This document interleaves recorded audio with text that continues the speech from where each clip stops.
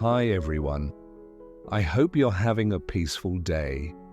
Today's story takes us to the border, where Officer Lee, working undercover, faces a moment that could change everything.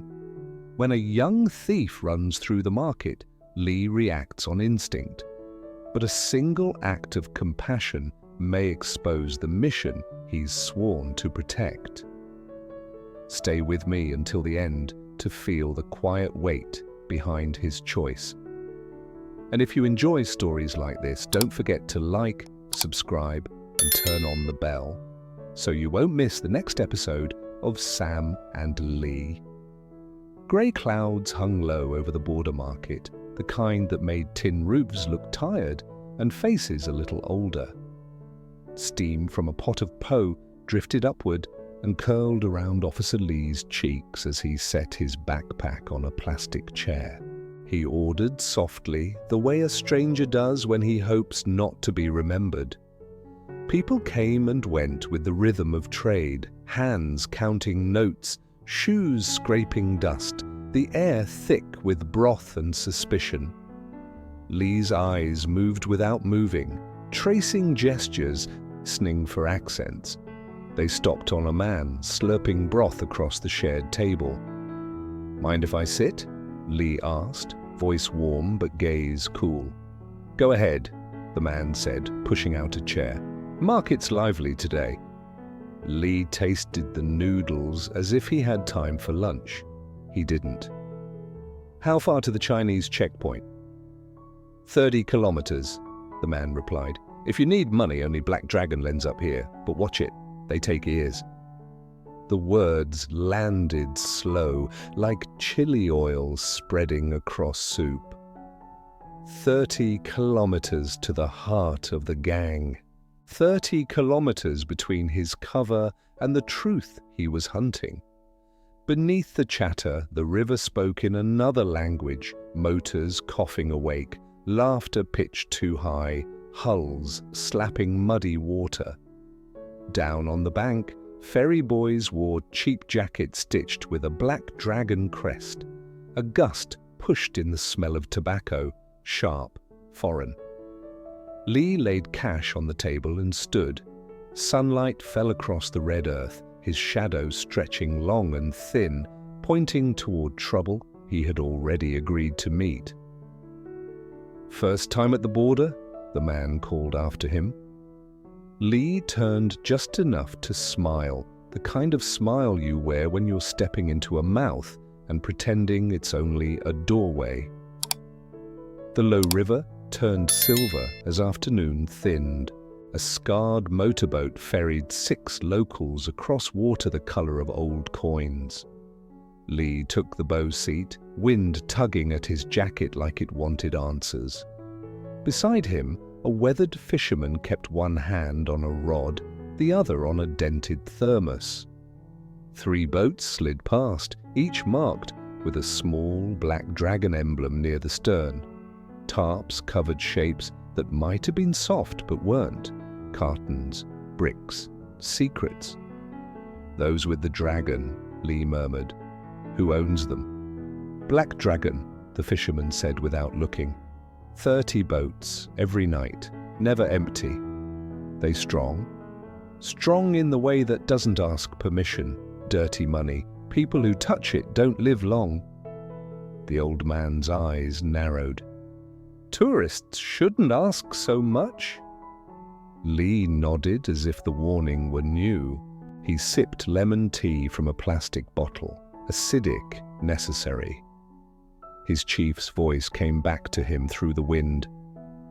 "Listen only, don't surface." He tightened his grip on the gunwale and counted breaths until the motor coughed them to shore. At the landing, the fisherman patted his shoulder. "They'll run again at night. Best not to be anywhere." Lee stepped onto red dust, letting the river mirror the dragon emblem until its shimmer felt like a hand pressed against his chest. Warning accepted. He kept walking. The road beyond the dock was quiet, half sleeping in heat. Dogs dozed beneath motorbikes. An uncle slumped behind a tea stall, 3 plastic chairs, 1 sweating glass of iced tea that had already forgotten its ice. Lee sat in the corner, the kind of seat where a man could dissolve into the blur of his own edges. Across from him, a wiry youth stared at the table as if the wood grain could tell his fortune. A girl pushed the wall of heat, asking for a cold bottle. Her wallet flashed with small bills, the kind that can't be spared but still get spent. The boy's throat moved. Hunger has many dialects. He rose quietly, followed her shadow. The tea was tasteless. Lee set it down, then came the cry, thin, sharp, slicing through the still air. "Thief!" Everything jumped. A bag flew, banknotes fluttered like startled birds. The boy sprinted down the road fast in that desperate way that remembers empty kitchens and too many tomorrows. Lee moved. The chair behind him clattered to the ground. 3 strides, 5. The dust bit his throat. "Stop!" he shouted, not like a stranger now. The boy cut left. Lee didn't. He stored the angle in his bones and met him there, heels snapping upward, a precise, merciful blow that ended the chase without breaking it. The boy crumpled, palms scraping gravel. The bag slid toward a ditch. Lee picked it up, walked back through the stunned silence, and handed it to the girl. "Hold it close," he said quietly, and thought about all the things you can't hold close no matter how hard you try. He looked at the boy, thin, frightened, more tired than guilty. Not a criminal, just a decision made in bad light. Lee memorized his face anyway, the set of the mouth, 2 large shoes, a scar near the ear. Details were his insurance. A truck rattled by, scattering dust like erasure. For a brief second, Lee felt the thin edge of duty press across his future. By saving a bag, he might have slit the skin of his own disguise. By choosing this, he might have chosen what comes next. The tea stall uncle blinked awake, eyes clouded with questions. The girl whispered thanks until the word wore thin. The boy curled around his breath, small and shaking. Lee left before the story could collect witnesses. He returned to the road as if it had simply continued without him. The wind shifted, the river carried the smell of diesel and something almost sweet. He let the rhythm of his steps file the moment under one word: necessary. Evening gathered itself along the banks. Dusk turned the water to silk, soft and deceptive. Far below, the dragon boats waited, engines sleeping, men checking ropes. Laughter rose too loud for comfort. Lee crouched behind reeds, every sense tuned to the pattern of shadows. He didn't need paper, he wrote with memory. He counted crates, faces, gestures, the way fear always borrowed noise to disguise itself. The phone in his pocket trembled once, a small heartbeat against his thigh. His cover still held, but the day had frayed its edges. He didn't want to call. He needed to. The phone buzzed once, small and patient, like a knock that didn't want to intrude. Lee turned his back to the river before answering. "Sam?" he said, softer than he meant to. On her end came a pause, then her voice, gentle and familiar. "Are you all right?" "Almost done," he said quietly. "Just gathering what's left to know." There was a silence that said more than comfort could. "When you come back," she whispered, "the beans will already be tall. I planted them too early, but maybe that's all right. They grow fast when they miss someone." Lee smiled into the dark. He could almost see her hands, small, rough, steady in a way his world wasn't. "You should rest," he murmured. "I can't," she said. Not until I know you're still breathing." He wanted to tell her everything. The dust, the faces, the quiet danger threading through every breath. But the line wasn't safe. "I'll come home and put my arms around you," he said instead. The words sounded less like a promise, more like a prayer. For a long while, neither spoke.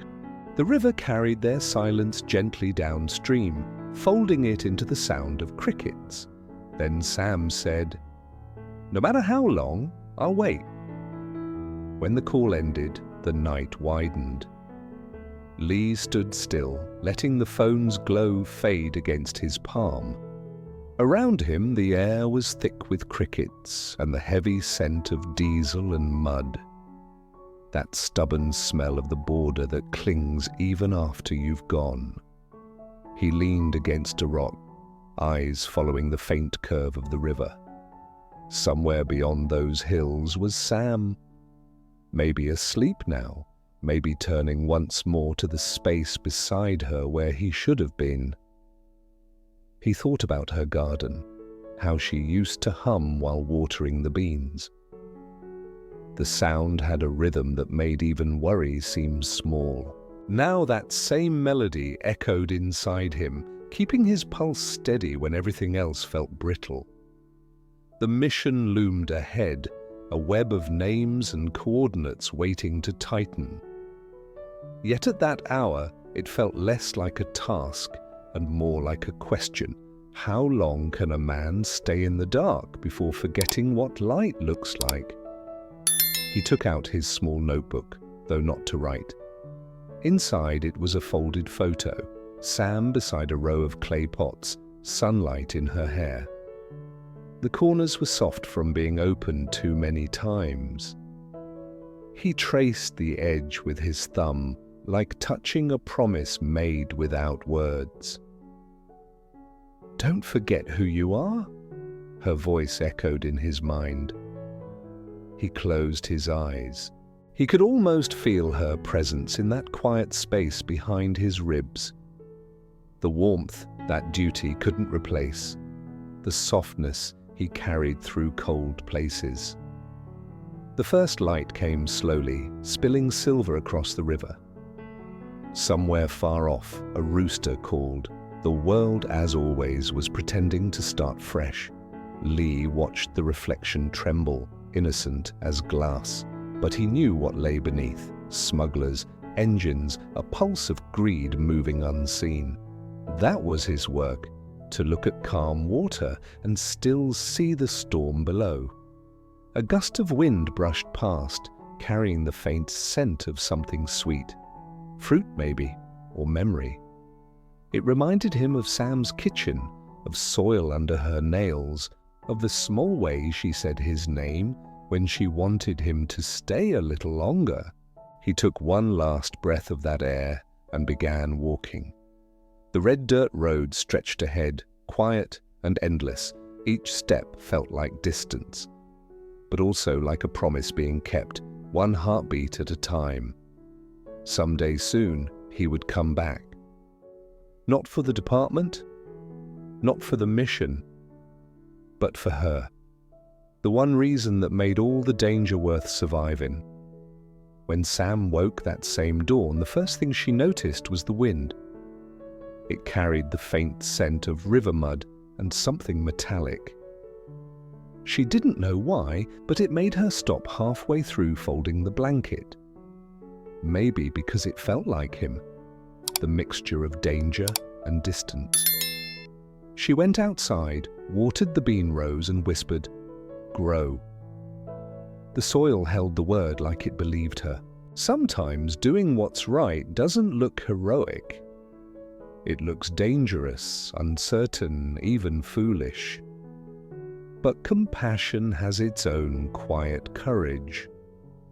And maybe, in a world built on fear and secrets, mercy is still the bravest choice of all.